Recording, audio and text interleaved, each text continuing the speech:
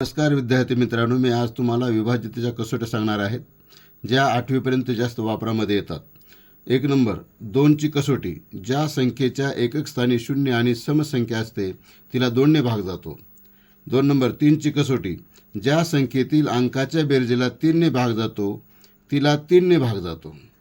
3 number 4ची कसोटी, ज्या संख्येच्या शेवटच्या 2 अंकी संख्येस 4ने भाग जातो त्या संख्येला 4ने भाग जातो।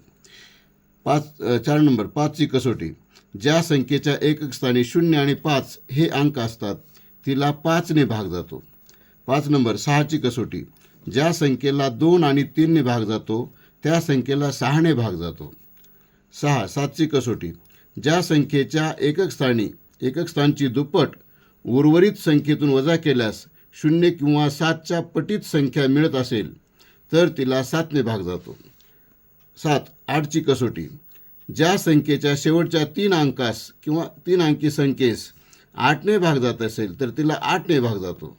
8 नंबर 9ची कसोटी, ज्या संख्येच्या अंकाची बेरीज केली असता बेरजेस 9ने भाग जात असेल तर तिला 9ने भाग जात असतो।